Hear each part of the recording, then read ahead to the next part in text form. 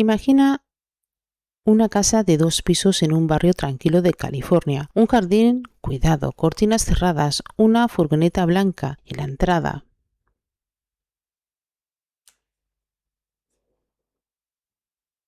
Los vecinos la llamaban la familia numerosa y religiosa. 13 hijos, padres que se renovaban los votos matrimoniales cada pocos años en Las Vegas, vestidos de blanco, rodeados de sus niños sonriéndose en la foto. Lo que nadie sabe en realidad es que dentro de esa casa había camas con cadenas atornilladas en el suelo. Nadie sabía que una joven de 29 años pesaba 37 kilos. Y nadie sabía que había niños que no conocían palabras, policía, ni medicina, ni afuera. Hasta que una noche de enero en el 2018, un adolescente de 17 años se descolgó por una ventana con un teléfono desactivado en la mano y marcó un número que no debería haber funcionado. Esta es la historia de la familia Turfin y es, sobre todo, la historia de cómo el silencio puede convertirse en una prisión más eficaz que jamás se haya construido. Bienvenidos a la mente del abismo.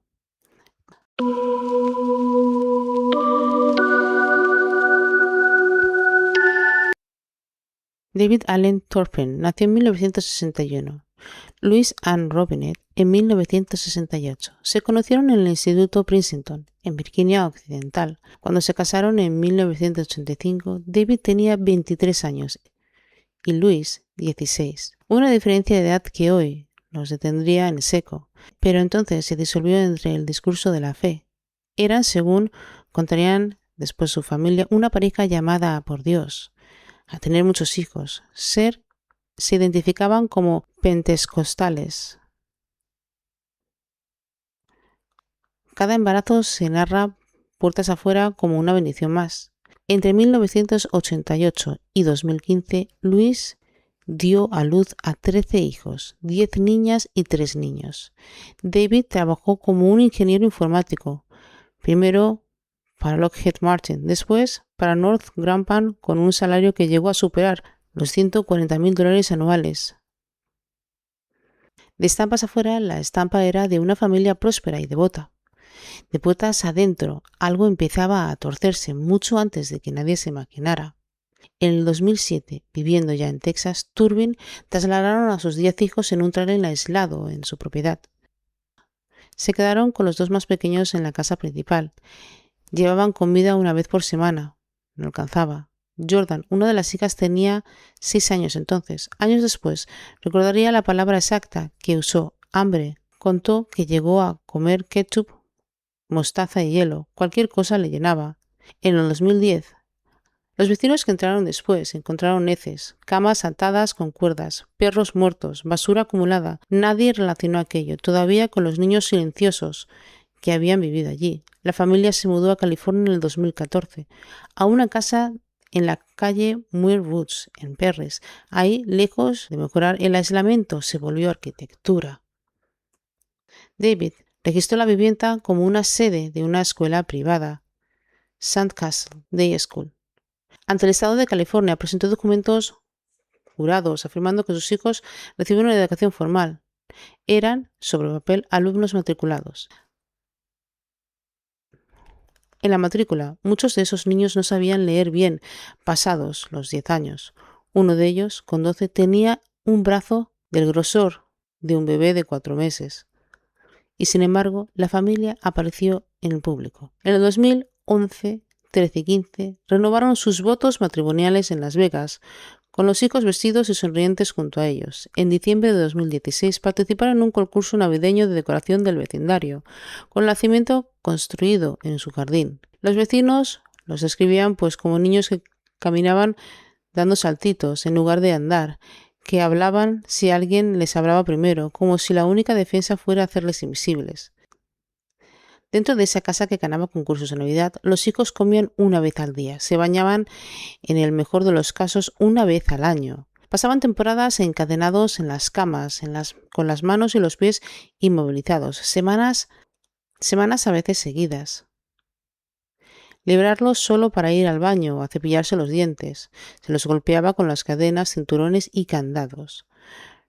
No conocían el sabor de una comida caliente, distinta al mismo menú repetido: mantequilla de cacahuete, mortadela y el burrito congelado.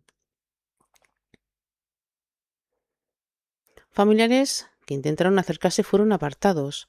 Un día, la tía de los niños, hermana de Luis, contaría que nunca les permitió ver a los pequeños en persona.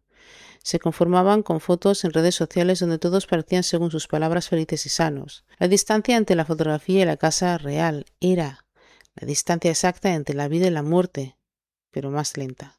Durante más de 2 años, varios de los hermanos mayores planearon la huida. En la noche del 14 de enero del 2018, 2 de ellas se descolgaron de una ventana. La más joven, de 13 años, se asustó y volvió hacia adentro. Jordan, de 17 años, siguió sola. Caminó varias manzanas. Llevaba consigo un teléfono desactivado que, en un margen técnico casi milagroso, todavía podía marcar el número de emergencias. Mis padres son abusivos, le dijo la operadora. Mis 2 hermanas pequeñas están encadenadas ahora mismo. Están encadenadas en su cama. Contó que no se había duchado en 1 año, que no visitaba a un médico desde hacía 5 años, que jamás había pisado un dentista. Cuando los agentes llegaron a la vivienda con la excusa del control de bienestar, Jordan les mostró las fotografías interiores de la casa en su propio teléfono.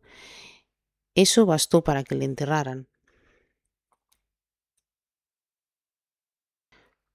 Lo que encontraron dentro superó cualquier expectativa de un aviso rutinario. 13 hermanos, 2 de 29 años, malnutridos, algunos encadenados en ese preciso instante. La hija mayor, de 29 años, pesaba 37 kilos. Salvo el más pequeño, todos mostraban signos de desnutrición severa. En febrero del 2019, Davis y Louis Turpin se declararon culpables de 14 cargos cada uno en tortura, privación ilegal de libertad, crueldad hacia adultos dependientes o maltrato infantil. En abril de ese año fueron condenados a cadena perpetua con posibilidad de libertad condicional a partir de los 25 años. El fiscal del condado de Riverside lo describió como uno de los casos de maltrato infantil más graves y agravados que jamás ha visto. Pero la historia no terminó en la sentencia, porque 6 de los hermanos más jóvenes fueron colocados tras el rescate en un lugar de acogida. Años después, se destaparía que en esa casa, la que debían ser protegidos, volvieron a sufrir abuso físico y sexual, esta vez a manos de la familia encargada de los cuidadores. En 2024, las responsabilidades se declararon culpables de nuevos cargos, como el sistema, después de rescatarlos de un infierno, lo hubieran devuelto a un instinto de ese nombre. Hoy varios de sus hermanos hablan en público, han contado su historia en entrevistas, han demandado al sistema que falló 2 veces, y algunos describen su vida actual con una palabra que a muchos les cuesta creer que pueda usar: gratitud. Es importante ser gratuitos, es importante dar las gracias. Antes de seguir, quiero detenerte aquí un momento, porque lo que vamos a mirar ahora no es solo un caso judicial, es un mapa de cómo el ser humano puede sobrevivir a lo insoportable y cómo ese mismo mecanismo de supervivencia realmente puede convertirse después en las cadenas más difíciles de romper. Empezamos con John Baldwin. Demostró algo que incomoda. El vínculo de apego no se construye sobre un buen trato, se construye sobre la disponibilidad. Un niño se apega a la figura que tiene delante, sea la que sea esta segura o aterradora, porque la alternativa es una sentencia de muerte física. Los hermanos Turpin crecieron apegados a las mismas manos que lo encadenaban.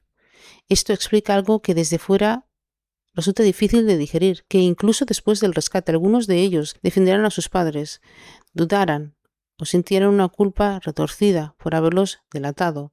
No es ingenuidad, es la arquitectura misma del apego desorganizado, ese patrón donde la fuente del amor y la fuente del terror ocupan el mismo cuerpo. Vincent van Gogh enseñaba que el trauma no vive solo en el recuerdo, pero vive en el tejido. Una joven de 29 años con un peso de 37 kilos no es una anécdota impactante. Es un cuerpo que ha estado registrando célula tras célula años de privatización, como si fueran años de guerra. El retraso en el que habla, el vocabulario limitado, el desconocido de las palabras tan básicas como medicina, policía, no son solo efectos del aislamiento social.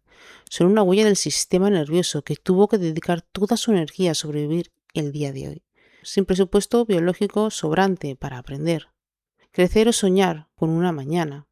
Stephen Porges nos da el lenguaje de entender algo que los vecinos escribieron sin saber que estaban describiendo, neurociencia. Los niños que solo hablaban si les hablan, que se movían dando saltitos en lugar de caminar, que parecían, en sus propias palabras, invisibles.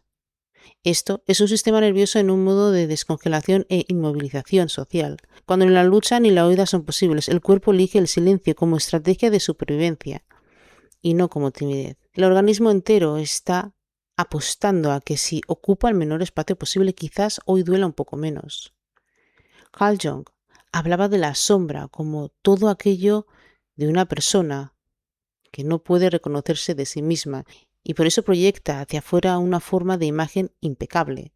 Pues pocas metáforas son tan literales como estas, porque una familia que construye un nacimiento navideño premiado por el vecindario, mientras en una habitación de la misma casa hay una cama con una cadena atornillada al suelo. Es increíble. La fachada no era un engaño calculado único para la ley. Era probablemente también un intento de la propia pareja para no mirar de frente lo que estaban construyendo de puertas adentro. Cuanto más oscura la sombra, más necesaria se vuelve la puesta en escena de luz. Si nos vamos a Bert Hellinger, el que describió cómo dentro de un sistema familiar existe una lealtad invisible que ata a los hijos a sus padres, incluso cuando el vínculo es dañino, incluso cuando la lealtad exige renunciar de su propia vida. Los hijos, dice Hellinger, prefieren sufrir antes que traicionar el sistema al que pertenecen. Esto ayuda a entender por qué la huida tardó más de 2 años en planificarse y por qué no partió de un acto impulsivo, sino de una decisión colectiva, sostenida y silenciosa entre varios hermanos. Romper la lealtad de un sistema familiar exige algo más profundo que valentía. Exige reescribir desde cero qué significa pertenecer para ti. Víctor Frank, el superviviente al mismo horror extremo como el Holocausto, sostenió que incluso en las condiciones más deshumanizantes, el ser humano conserva el espacio de libertad, la elección de la actitud frente a lo que sucede. Esa libertad última fue la que creció Jordan Turpin la noche del 14 de enero en el 2018, y cuando decidió que la única salida posible era también un acto de sentido, no solamente de huir para salvarse, sino también para salvar a las personas que estaban quedándose dentro, a sus hermanos. Ese teléfono desactivado que, contra toda lógica técnica, consiguió marcar al número de emergencia, se convierte casi en símbolo. Incluso en el sistema más roto puede dejar por un instante una grieta por la que pasa la voluntad de vivir.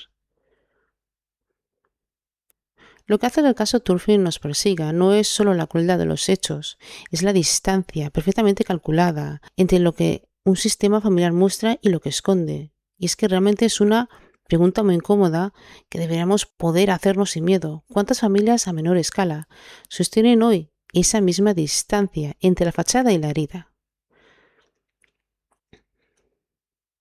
Si mientras escuchas esto sigues sintiendo algo que te remueve, eso que sientes tiene nombre y también tiene un espacio para trabajarlo. Si sientes que además hay una lealtad familiar que nunca terminaste de entender, pues esa costumbre de hacerte pequeña para no incomodar, esto es para ti. En mis sesiones individuales de acompañamiento terapéutico en punto de partida, hacemos precisamente esto. Cómo los patrones de apego que aprendimos desde niños siguen dirigiendo en silencio nuestras decisiones de adultos. Porque realmente, seamos realistas, no hace falta haber vivido un extremo como el de esta historia para merecer espacio. Historias como lo de la familia Turpin nos enfrentan a una pregunta que no es cómoda, pero sí necesaria. ¿Qué heredemos nosotros de nuestros propios sistemas familiares, aunque nunca hayan llegado a ese extremo? ¿Qué lealtades invisibles seguimos sosteniendo, incluso cuando nos cuestan la propia voz? Si me hacen respuesta a estas preguntas, en la cajita de comentarios, se lo leeré. Y si esta reflexión te dejó resonando algo por dentro, te invito a conocer Punto de Partida, mi programa de acompañamiento de sesiones individuales, Como siempre os digo, cuidaros, amaros y respetaros incondicionalmente. Recordad que el mundo está mejor con vosotros. Recordad que merecéis estar aquí. Buenos días, tardes o noches allá donde me estéis escuchando.